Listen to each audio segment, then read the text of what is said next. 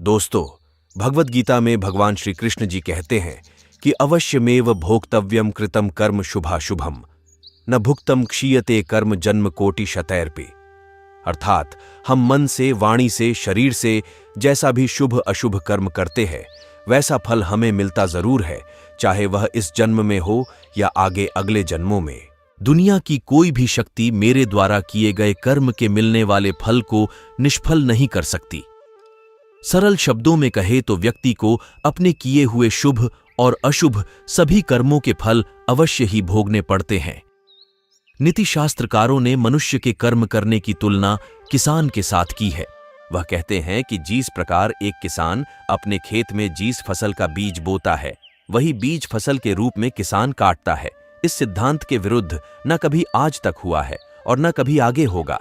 इसलिए कहावत प्रसिद्ध है कि बोए पेड़ बबूल के तो आम कहां से हुए। यही व्यवस्था ईश्वर के द्वारा बनाई गई सृष्टि में मनुष्यों के ऊपर लागू होती है।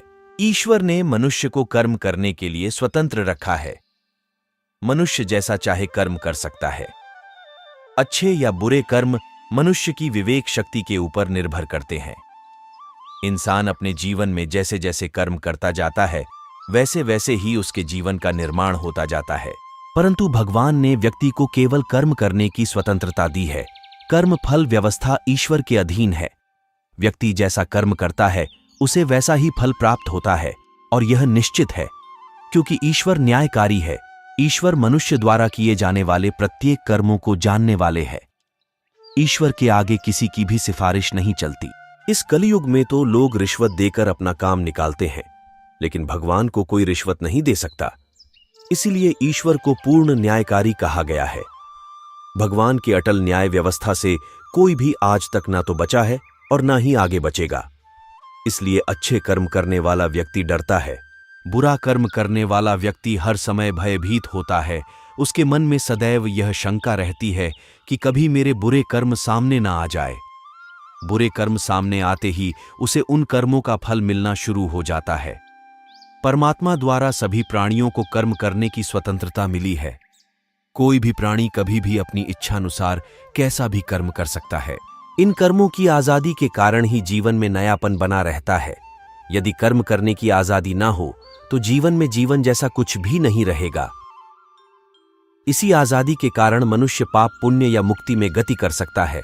कर्मों की इस आजादी के कारण हर मनुष्य को अपना अपना फल मिलता रहता है और मनुष्य उसको भोगता रहता है। इसी कारण इस संसार में इतने अलग अलग सोच के लोग हैं। इसलिए भगवान श्री कृष्ण जी भगवद गीता में कहते हैं कि सभी प्राणी कर्म करने के लिए स्वतंत्र हैं। मनुष्य कई प्रकार के कर्म करता है, जिनमें अधिकतर कर्म बांधने वाले होते हैं। बांधने का अर्थ है अपना फल देकर व्यक्ति को जगत में फंसाए रखने वाले होते हैं, क्योंकि यह कर्म आसक्ति और अहंकार से किए जाते हैं। वही कुछ दूसरे प्रकार के कर्म होते हैं जिनमें हम कर्म तो करते हैं लेकिन उनका फल हमारे चित्त में इकट्ठा नहीं होता। ऐसे कर्मों को करने की तकनीक भगवान श्री कृष्ण बताते हैं कि कर्म ऐसे किया जाए कि उसके फल में आसक्ति ना रहे।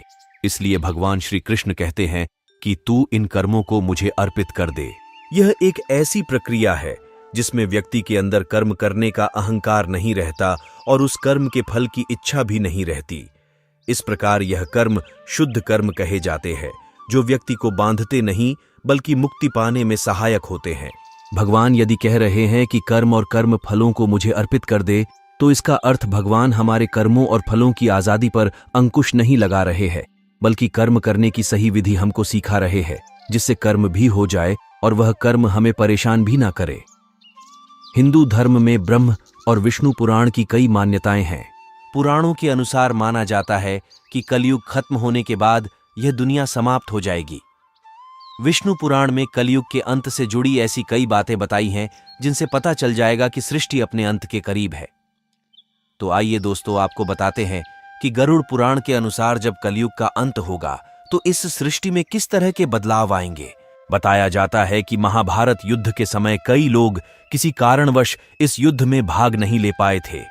वे सभी योद्धा युद्ध लड़ना चाहते हैं और अब उनकी वह इच्छा कलयुग के अंत में पूरी होगी, जब भगवान विष्णु जी के 10वें अवतार कल्कि अवतार का जन्म होगा। भगवान बलराम जी भी महाभारत युद्ध में भाग नहीं ले पाए थे। बलराम जी को ही जगन्नाथपुरी में बलभद्र के नाम से जाना जाता है।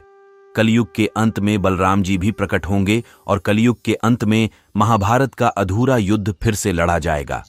ज्योतिष और पौराणिक ग्रंथों में युग का मान अलग अलग है। पौराणिक ग्रंथों के अनुसार 4 युग होते हैं: सतयुग, त्रेता युग, द्वापर युग और कलियुग। कहते हैं कि कलियुग के अंत में पाप अपने चरम पर होगा। वर्तमान में कलिकाल अर्थात कलियुग चल रहा है। ग्रंथों में इस कलियुग में क्या क्या होगा या घटित होगा यह सब लिखा गया है। यह भी है कि इस युग में जब कहीं भी प्रलय होगा तो सिर्फ हरि कीर्तन ही उसे बचाएगा। हमारे शास्त्रों में कहा गया है कि व्यक्ति जिस प्रकार का व्यवहार समाज के प्रति करता है उसके प्रति भी वैसा ही व्यवहार करना चाहिए।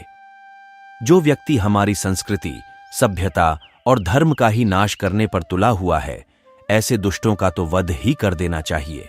दोस्तों, आप अक्सर यह सुनते ही होंगे कि किसी व्यक्ति के साथ अचानक कुछ बहुत अच्छा हो गया या किसी के साथ कुछ बहुत बुरा हो गया, और जब हम किसी से उस अच्छी बुरी चीज के होने की वजह पूछते हैं तो वह लोग अक्सर यही कहते हैं कि सब उसके कर्मों का ही फल है। किसी के साथ कुछ अच्छा हुआ तो यानी उसने भी कभी ना कभी किसी के साथ कुछ अच्छा ही किया होगा, और यदि किसी के साथ कुछ बुरा हुआ तो उसने भी कभी ना कभी किसी के साथ कुछ बुरा ही किया होगा। दोस्तों, कर्मों के फल से कोई भी मनुष्य कभी नहीं बच सकता। आज नहीं तो कल हमारे कर्मों का फल हमें मिलता ही है। तो इस बात में कितनी सच्चाई है, इस वीडियो के माध्यम से हम इस बात को समझेंगे। पूरी बात को समझने के लिए दोस्तों इस वीडियो को अंत तक अवश्य देखें। वीडियो अच्छी लगे तो वीडियो को लाइक और चैनल को सब्सक्राइब अवश्य करें।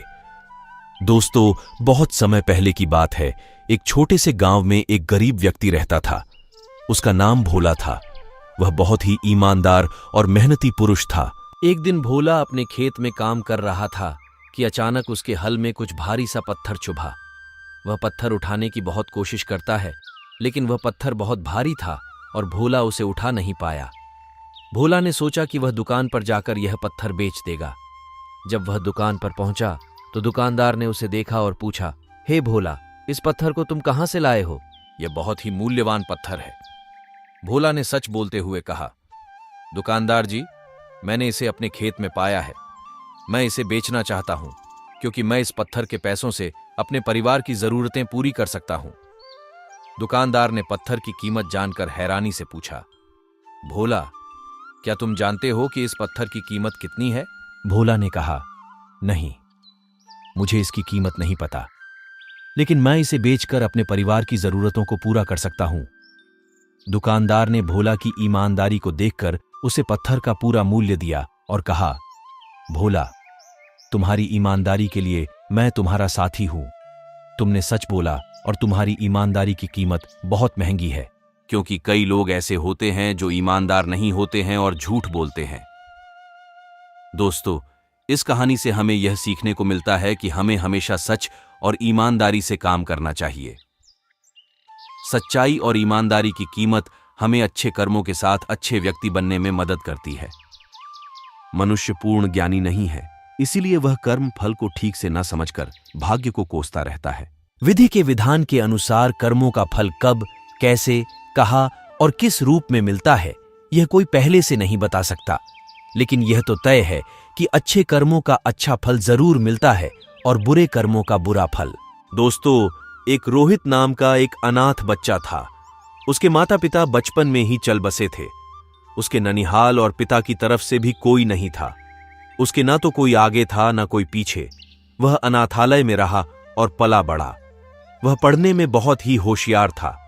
जब वह बड़ा हुआ तो उसे आर्मी में नौकरी लग गई और वह एक अधिकारी बन गया। अब वह सेना के साथ ही रहता, कभी भी घर वापस नहीं आता, क्योंकि उसका कोई था नहीं। उसने शादी भी नहीं की थी। उसे जितनी पगार मिलती थी वह सब बचा लेता था। वह आर्मी के कैंटीन में खाता था और वहीं पर रहता था, तो उसका खर्चा भी लगभग ना के बराबर था।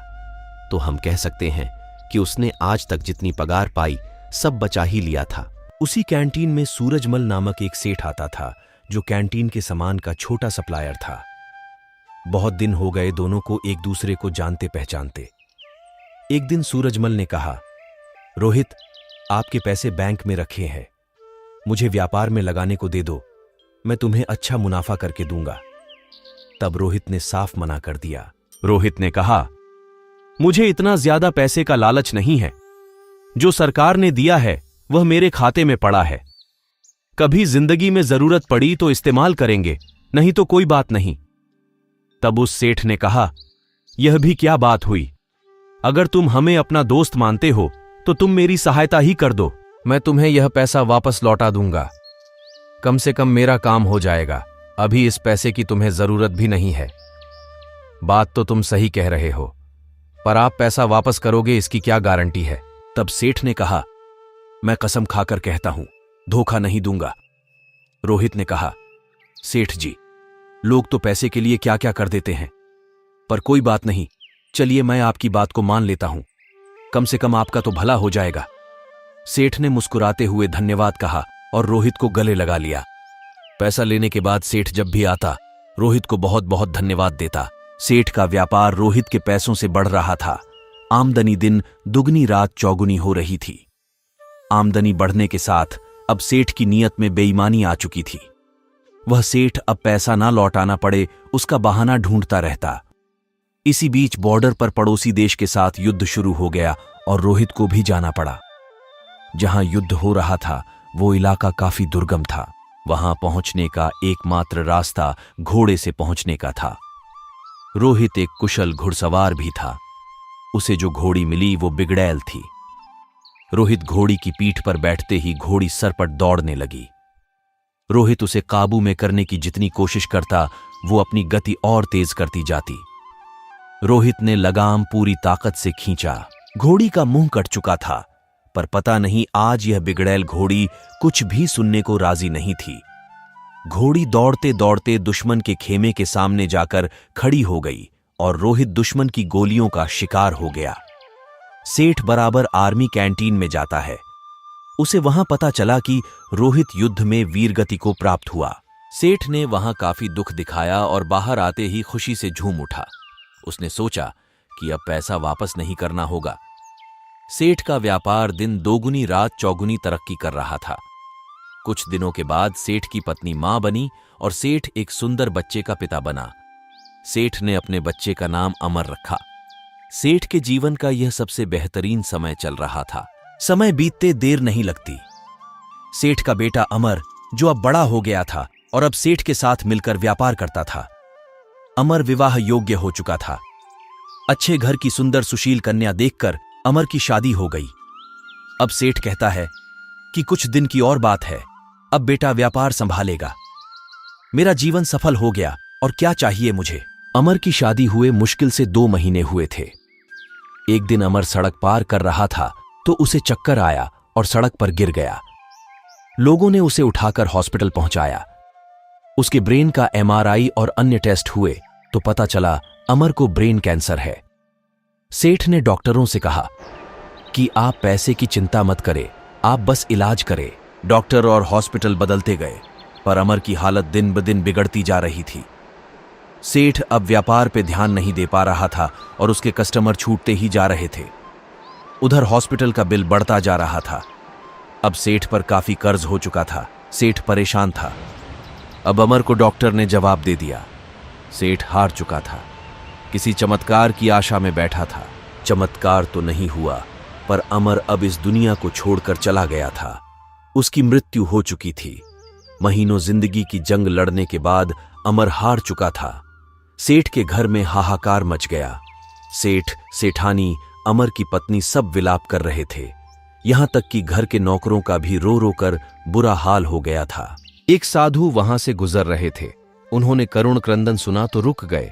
वहां जाकर उस साधु ने कहा, रोने से कुछ नहीं होगा, जो होना था वो हो गया। साधु की ऐसी बात सुनकर सेठ गुस्से में बोला, मेरे साथ ही क्यों? तब साधु ने सेठ से कहा, सब कर्म का ही फल है, यही चुकाकर जाना होता है। आज बहुत रो रहे हो, कल तो तुम बहुत हंस रहे थे। सेठ ने कहा, मैं कुछ समझा नहीं महाराज। तब साधु ने कहा, तुमने अपने व्यापार के लिए उधार पैसे लिए थे। जब व्यापार चल पड़ा तो तुमने जिसके पैसे लिए थे उसे लौटाए नहीं।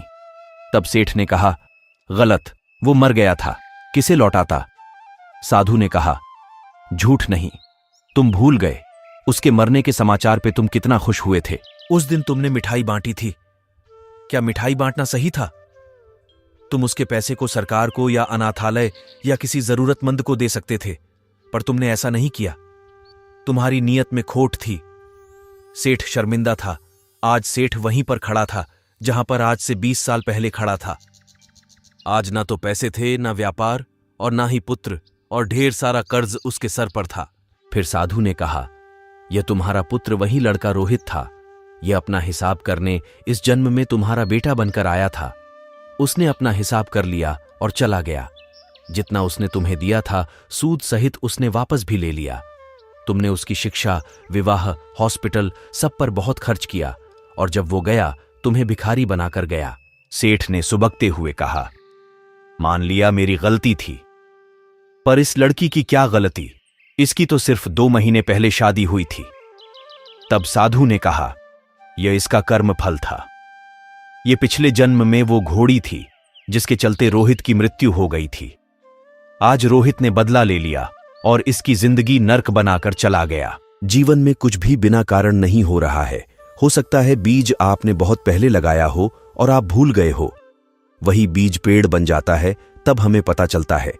इसलिए आप कैसा बीज लगाते हो हमेशा याद रखो। प्रकृति हिसाब करती है। आप याद रखो ना रखो, प्रकृति हमेशा याद रखती है। सेठ निरुत्तर और हताश होकर घर की सीढ़ी पर बैठा गया और अपने कर्म को कोसने लगा। दोस्तों, हमेशा अपने कर्म पर ध्यान दे। ऊपर वाले की लाठी में आवाज नहीं होती, पर पड़ती जरूर है। अगर आप किसी को नुकसान पहुंचाकर या फंसाकर जाओगे तो आपका भी नुकसान होना ही है, इस जन्म में नहीं तो अगले जन्म में। इसलिए जो भी कर्म करो सोच समझ कर करो। आप अपने कर्म फल से नहीं बच सकते हैं। आप जहां भी जाते हैं, जो कुछ भी करते हैं, आपके कर्म ही आपको शांतिपूर्वक देख रहे होते हैं। किसी भी दिन आपको आपके कर्म का फल पृथ्वी पर वहन करना ही होता है। इसीलिए हर समय उचित कर्म करना अनिवार्य है। भगवान श्री कृष्ण जी ने गीता में कर्म को प्रधानता देते हुए यह तक स्पष्ट किया है कि व्यक्ति की यात्रा जहां से छूटती है, अगले जन्म में वह वहीं से प्रारंभ होती है। जो प्रकृति के नियमों का पालन करता है वह परमात्मा के करीब होता है। लेकिन ध्यान रहे, यदि परमात्मा भी मनुष्य के रूप में अवतरित होते हैं तो वह उन सारे नियमों का पालन करते हैं जो सामान्य मनुष्यों के लिए इस जन्म में या अगले जन्म में हर बुरे भले क्रम का प्रतिफल निश्चित रूप से भोगना होता है। कर्म का सिद्धांत अत्यंत कठोर है। जहां अच्छे कर्म मनुष्य के जीवन को प्रगति की दिशा में ले जाते हैं, वही बूढ़े कर्म उसे पतन की ओर ले जाते हैं। धर्म ग्रंथों के अनुसार मनुष्य को किए हुए शुभ या अशुभ कर्मों का फल अवश्य ही भोगना होता है। अगर हम बुरे कर्म को छुपाने के लिए दुनिया के कोर्ट से अच्छे वकील को रोककर बच जाते हैं, लेकिन परमात्मा के कोर्ट से कैसे बचोगे? वहां पर किसी भी वकील की बहस नहीं चलती और ना ही किसी की सिफारिश चलती है। ईश्वर ने जो कर्म के नियम बनाए हैं उसमें कोई गलती नहीं होती है। कोई भी कर्म करो उसका फल हमें मिलता ही है। कर्म के नियम में किसी भी वकील या फिर जज की सिफारिश नहीं चलती। जब तक हमारे पुण्य कर्म का फल हमारे साथ है तब तक सही है। लेकिन हम जो बुरे कर्म या दुष्कर्म करते हैं वह तो वक्त आने पर ही फल देता है। इसलिए कर्म करने से पहले हमें सोचना चाहिए। कर्म हो जाए, इसके बाद उसके फल से भागना व्यर्थ है। व्यक्ति जो भी कर्म करता है उसका फल पाने के लिए उसे तैयार रहना चाहिए। कई कर्म ऐसे होते हैं जो हंसते हंसते किए हों, लेकिन उसका फल रोते रोते भुगतना पड़ता है। दोस्तों, राजा परीक्षित एक महाज्ञानी, विद्वान और संस्कारी राजा थे, लेकिन उनसे एक महापाप हो गया था। उन्होंने क्रोध के आवेश में आकर एक निरपराधी ऋषि के गले में मरा हुआ सांप पहना दिया था। राजा घर आए और क्रोध के शांत होते ही उनको उनके दुष्कृत्य का एहसास हुआ और पछताकर कहने लगे कि मुझसे कितना भयंकर पाप कर्म हो गया। अब वह समय तो वापस नहीं आ सकता, तो राजा परीक्षित को उस पाप कर्म का फल तो भुगतना ही पड़ेगा। परीक्षित एक बड़े राजा थे। उन्होंने कभी भी अपनी सत्ता का दुरुपयोग नहीं किया था। राजा परीक्षित ने अपनी की हुई भूल को स्वीकार किया और खुद को दंडित करने के लिए कहा कि मेरा बल, सुख, समृद्धि सब कुछ ब्राह्मण ऋषि के क्रोधाग्नि में जल जाए, जिससे मेरे दिमाग में किसी को दुख या क्षति पहुंचाने का विचार न आए। राजा परीक्षित जी अपने पाप कर्म का फल भुगतने के लिए तैयार थे। उन्होंने कभी भगवान से कोई सिफारिश नहीं की और ना ही अपने राजा होने का घमंड किया। उन्होंने तो ईश्वर से अपने पापों का दंड मांगा, जिसके उदाहरण से भविष्य में कोई राजा क्रोध के आवेश में या फिर अपने राजाशाही के घमंड में आकर ऐसा दुष्कृत्य न करे। इस प्रकार राजा परीक्षित अपने कर्म से भागे नहीं और परिणाम भुगतने के लिए तैयार रहे। अगर वह भागने की कोशिश करते तो भी कर्म अपना फल दिए बिना नहीं रहता। सरल शब्द में कहे तो कर्म का अर्थ होता है क्रिया। हम जो भी कार्य करते हैं वह कर्म कहलाता है। खाना पीना, नहाना, सोना, जागना, चलना भागना, देखना सुनना, बोलना, सोचना ना सोचना, सांस लेना, नौकरी करना, जीना मारना आदि, इन तमाम शारीरिक और मानसिक क्रियाओं को कर्म कहा जाता है। कर्म के 3 भाग है: क्रियमाण कर्म, संचित कर्म और प्रारब्ध कर्म। मनुष्य सुबह जगता है तब से लेकर रात को सोने तक वह जो कर्म करता है वह क्रियमाण कर्म कहलाता है। मनुष्य अपने पूरे जीवन में जो कर्म करता है वो तमाम क्रियमाण कर्म कहलाता है। जो क्रियमाण कर्म करता है वो अवश्य फल देता है, उसके बाद ही वो शांत होता है। जैसे कि आपको प्यास लगी और आपने पानी पिया तो पानी पीने का आपने कर्म किया और आपकी प्यास मिट गई। इस प्रकार कर्म फल देकर शांत हो गया। आपने किसी को गाली दी और उसने आपको मारा तो कर्म का फल मिल गया। इस प्रकार क्रियमाण कर्म फल भुगतने के बाद ही शांत होता है। कितने ही क्रियमाण कर्म ऐसे होते हैं जो कर्म करने के साथ तुरंत फल नहीं देते हैं, उसका फल मिलने में देर भी लगती है। जब तक कर्म फल नहीं देता तब तक वह संतुलित रहता है, संचित रहता है, और इसे ही संचित कर्म कहा जाता है।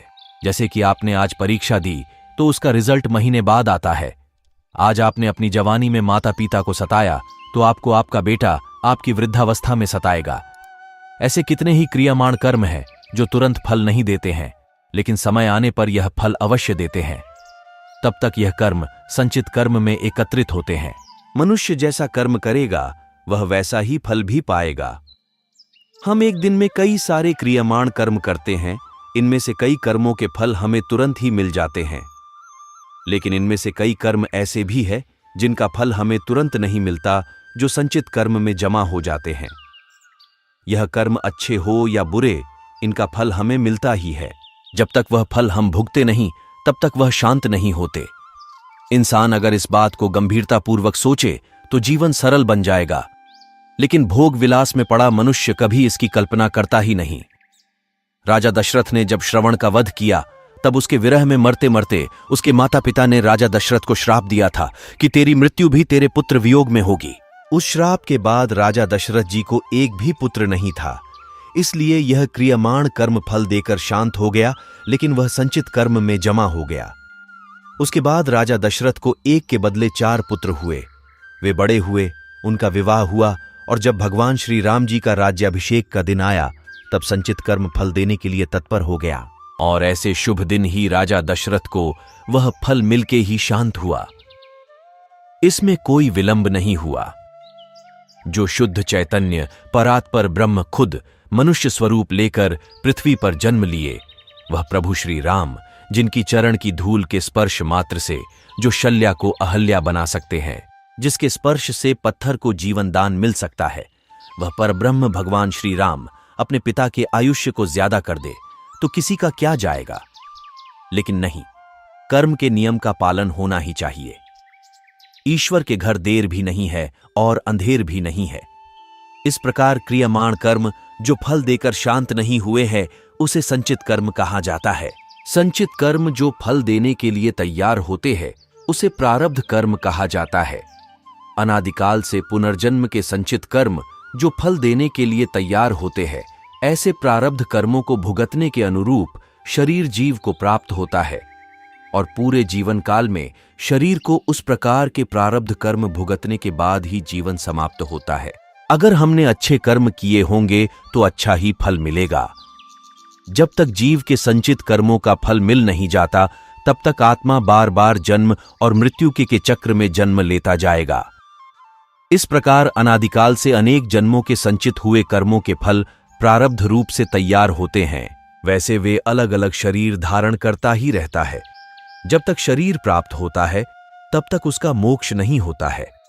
इसीलिए अनेक योनियों में मनुष्य को भटकाना होता है, जो नए क्रियमाण कर्म करते ही रहते हैं और उनमें से कई कर्म संचित होते हैं जो समय के अनुसार प्रारब्ध रूप से फल देने के लिए तैयार होते हैं। तो दोस्तों, ज्यादा लंबी नहीं है जिंदगी, इसे ऐसे ही खराब ना करें। हमेशा अच्छे कर्म करें ताकि आपके जाने के बाद भी आपकी यादें लोगों के दिलों में बनी रहें। और अच्छा कर्म करने से हमारा मन भी संतुष्ट रहता है। महर्षि व्यास जी कहते हैं कि जो व्यक्ति जिसके साथ जैसा व्यवहार करे उसके प्रति वैसा ही व्यवहार करना चाहिए, और यही धर्म है। धोखे से व्यवहार करने वाले के साथ धोखे का ही व्यवहार करना चाहिए और भला करने वाले के साथ भलाई का व्यवहार करना चाहिए। इस प्रकार धर्मशास्त्रों एवं वेदों में दुष्टों की निंदा की गई है और यथापूर्वक व्यवहार करने का आदेश दिया गया है। भगवत गीता में भगवान श्री कृष्ण जी कहते हैं कि हमारा भाग्य हमारे ही अतीत के कर्मों का फल है। उसी तरह हम आज जो कर्म कर रहे हैं वो हमारे आने वाले भविष्य को निर्धारित करेंगे। इसीलिए हमें हमेशा अच्छे कर्म करने चाहिए ताकि हमें इसका फल भी अच्छा ही मिले। भगवत गीता में कहा गया है कि आप किसी का भाग्य नहीं बदल सकते हैं, लेकिन अच्छी प्रेरणा देकर उसका मार्गदर्शन तो कर ही सकते हैं। श्री कृष्ण कहते हैं, शांति, सौम्यता, मौन, आत्मसंयम और पवित्रता, यह पांचों चीजें मन को अनुशासित करती हैं। हर व्यक्ति में यह सारे गुण होने चाहिए, तभी वह सत्य के मार्ग पर चल सकता है। गीता में भगवान श्री कृष्ण कहते हैं, उनके कर्जदार और वफादार हमेशा रहिए जिन्होंने आपके बुरे समय में आपका साथ दिया। अंजाम की खबर तो अंगराज कर्ण को भी थी, लेकिन बात तो मित्रता निभाने की थी। श्री कृष्ण के अनुसार जीवन में कभी मौका मिले तो सारथी बनना स्वार्थी नहीं। अहंकार मनुष्य से वह सब करवाता है जो अंत में उसी के विनाश का कारण बनता है। इसलिए मनुष्य को जितनी जल्दी हो सके अपना अहंकार त्याग देना चाहिए। श्री कृष्ण कहते हैं, कर्म वो फसल है जिसे मनुष्य को हर हाल में खुद काटना ही होता है। इसलिए हमेशा अच्छे बीज बोए ताकि फसल अच्छी हो। गीता कर्मवाद को महत्व देती है, लेकिन वह यह संदेश देना चाहती है कि कर्म की हानि लाभ में उलझने के बाद मनुष्य के कर्म की गति धीमी हो जाती है और वो धीरे धीरे लक्ष्य को अपने से दूर कर देता है। इसीलिए कर्म की गति अनवरत चलती रहे, मंद ना पड़े।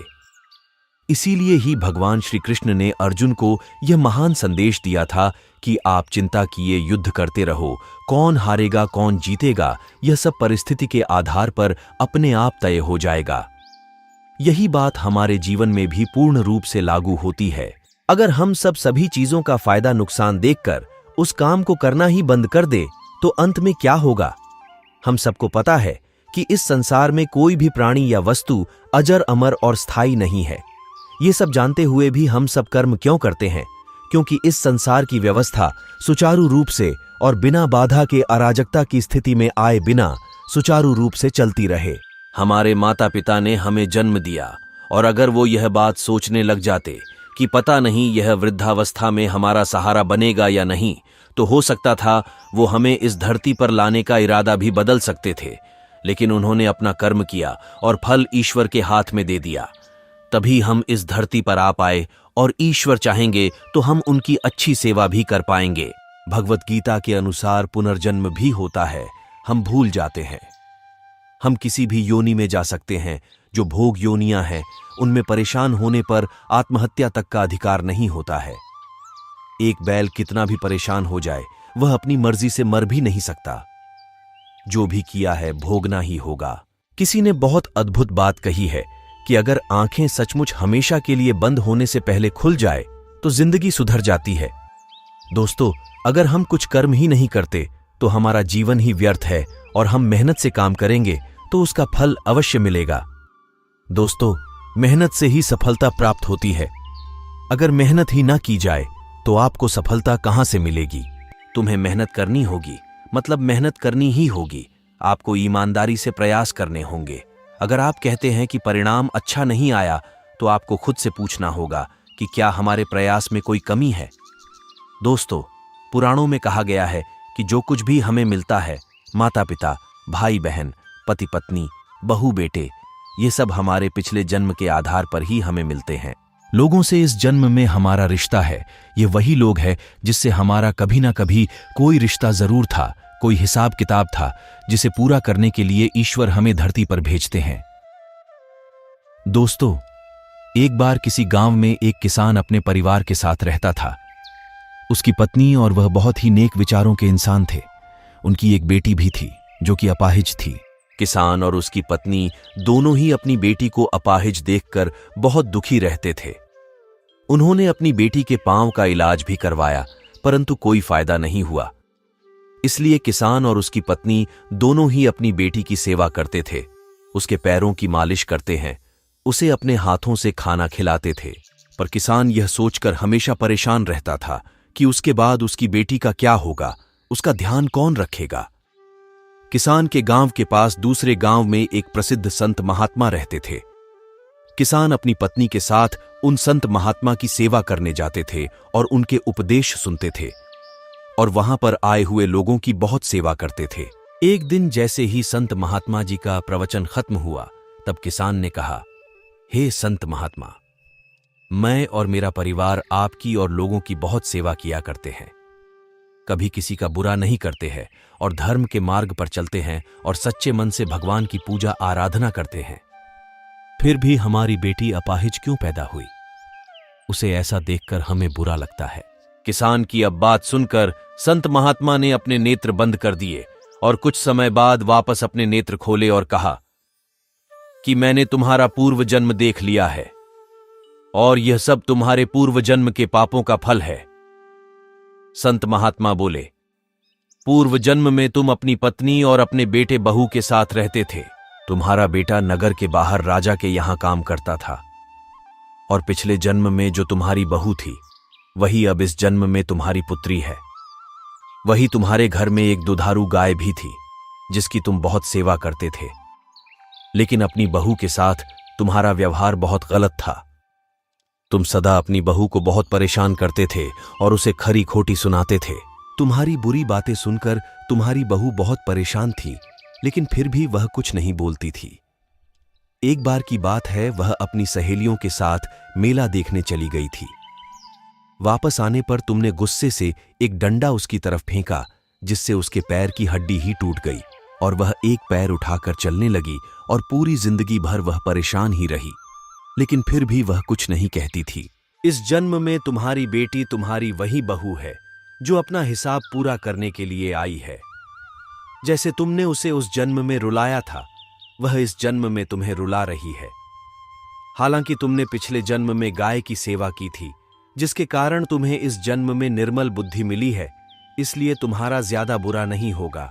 तुम्हें अपने कर्मों की ही सजा मिली है, इसलिए हमेशा अच्छे कर्म करने चाहिए। कर्म का फल हर पल हमें मिलता रहता है, क्योंकि एक एक सांसों में हमारे साथ दुर्घटना घटित हो रही है। वह हमारे कर्मों का परिणाम ही है। कर्म के कारण ही हम सांस ले पा रहे हैं। किसी की सांस अभी अभी खत्म हो चुकी होती है। कर्म हमारी काया तो उसका फल हमारी परछाई है। दोनों सदा साथ साथ ही रहते हैं। कर्म के कारण ही कोई आसानी से सांस ले पाता है, तो कोई दमा में दम घुटता महसूस करता है। कर्म का फल हमें सोते, जागते, उठते, बैठते भोगना ही पड़ता है। कर्म का कुछ फल तो तुरंत ही मिलता है, तो कुछ कर्मों के फल के लिए जन्मों जन्मों तक इंतजार करना पड़ता है। जैसे किसी ने आग में हाथ डाला तो तुरंत ही जल जाएगा, उसके लिए कल या परसों नहीं लगेगा। किंतु आपने अगर किसी को बेतहाशा सताया है, किसी को तंग किया है, तो हो सकता है उसी जन्म में उसका फल ना मिले, लेकिन देर से ही सही इसका दुष्परिणाम आपको भुगतना ही पड़ेगा। इसके फल से कोई बच नहीं सकता, चाहे ईश्वर का अवतार भगवान श्री राम ही क्यों ना हो। उन्होंने बाली को छुपकर मारा था। इसके परिणाम स्वरूप वे श्री कृष्ण अवतार में उसी बाली के हाथों मरे जो शिकारी के रूप में आया था। यदि आपने किसी की मदद की है, तो ईश्वर वह मदद आप तक किसी न किसी माध्यम से कई गुना करके लौटा देंगे। ना ही अच्छा कर्म बैठता है और ना ही बुरा कर्म। यहां तक कि हमें मानसिक कर्मों की सजा भी मिलती है। इसीलिए कहा जाता है, जैसे गाय का बछड़ा सैकड़ों गायों के बीच अपनी मां को ढूंढ लेता है, वैसे ही कर्म अपने कर्ता को उसी तरह ढूंढ लेता है। व्यक्ति कर्म करने से कभी छुटकारा नहीं पा सकता है। यदि आपने किसी का लिया हुआ पैसा वापस नहीं लौटाया, तो किसी जन्म में नौकर या पालतू जानवर बनकर उनकी सेवा और चाकरी करेंगे, पर हिसाब तो पूरा होकर ही रहेगा। किसी का भला चाहा है तो वह भी आपकी किस्मत के कांटे कब दूर कर देगा आप समझ ही नहीं पाएंगे। अतः सेवा, दान, परोपकार जैसे पुण्य कर्म ही हमारे कर्म बंधनों को काटते हैं। इसीलिए शास्त्रों में सत्कर्म करने पर जोर दिया गया है, क्योंकि अंततः हमारा उद्देश्य सभी कर्म बंधनों से मुक्त होना ही है। और जब हम कर्म का सिद्धांत समझेंगे तभी हम इस जन्म मरण के चक्र से बाहर आ पाएंगे। हर कर्म का फल अलग अलग मिलता है, अर्थात बुरे कर्म के फल अच्छे कर्म के फल से निरस्त नहीं। कुछ कर्मों जैसे दैनिक दिनचर्या के कर्मों के फल तो साथ के साथ ही मिल जाते हैं, परंतु कुछ कर्मों के फल संचित हो जाते हैं और कुछ समय पश्चात इसी जन्म में या फिर आने वाले जन्मों में प्रारब्ध के रूप में मिलते हैं। वर्तमान में किए जाने वाले कर्म क्रियमाण कर्म कहलाते हैं। ऐसे क्रियमाण कर्म जिनके फल साथ के साथ नहीं मिलते वे संचित कर्म कहलाते हैं, और संचित कर्म प्रारब्ध के रूप में विभिन्न योनियों में भोगे जाते हैं और क्रमशः निरस्त होते जाते हैं। सबसे अंत में जीव पुनः बचे हुए कर्मों को प्रारब्ध के रूप में लेकर मनुष्य योनि में आता है। अन्य योनियों और मनुष्य योनि में यह अंतर है कि जबकि अन्य योनियों में जैसे जैसे कर्म भोगे जाते हैं वे निरस्त होते जाते हैं, परंतु मनुष्य योनि में प्रारब्ध कर्म भोगे जाने पर निरस्त तो होते हैं, परंतु हर भोगा जाने वाला कर्म नए कर्म पैदा करता जाता है। दरअसल मनुष्य योनि में भोगा जाने वाला कर्म आरंभ में क्रियमाण कर्म होता है, जो फिर संचित और प्रारब्ध कर्म का स्रोत बनता है। इस प्रकार यह चक्र युग युगांतर तक चलता रहता है, जब तक जीव को मोक्ष प्राप्त नहीं हो जाता, अर्थात जब तक वह जन्म मरण के चक्र से छूट नहीं जाता। संक्षेप में मोक्ष का भी जिक्र कर लेते हैं, क्योंकि मोक्ष भी तो हमारे द्वारा किए जाने वाले कर्मों के ऊपर निर्भर होता है। जब जीव मनुष्य के पाप और पुण्य दोनों प्रकार के कर्म फल शून्य हो जाते हैं, तब वो मोक्ष का सुपात्र बन जाता है। भगवत गीता और ब्रह्म विद्या शास्त्र में कहा गया है, जब हम कर्म निष्काम भाव से करते हैं तो हमें उन कर्मों के फलों को भोगना नहीं पड़ता।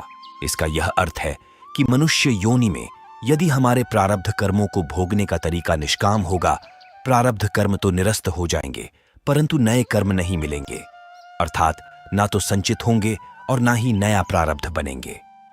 निष्काम कर्म अर्थात स्वयं को ईश्वर का दास समझते हुए ईश्वर के वचनों के अनुसार अपने कर्तव्य निभाना, परंतु उनके फल की इच्छा ना रखना।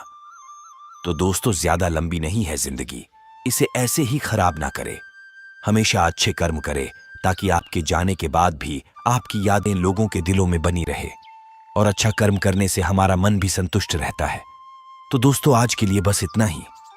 आशा करता हूं आपको आज की यह वीडियो अच्छी लगी होगी। अगर अच्छी लगी हो तो वीडियो को लाइक करें, अपने दोस्तों के साथ शेयर करें और चैनल को भी सब्सक्राइब जरूर करें। कमेंट बॉक्स में लिखे जय श्री कृष्ण। तो मिलते हैं अगले वीडियो में, तब तक के लिए आप अपना ख्याल रखें। धन्यवाद।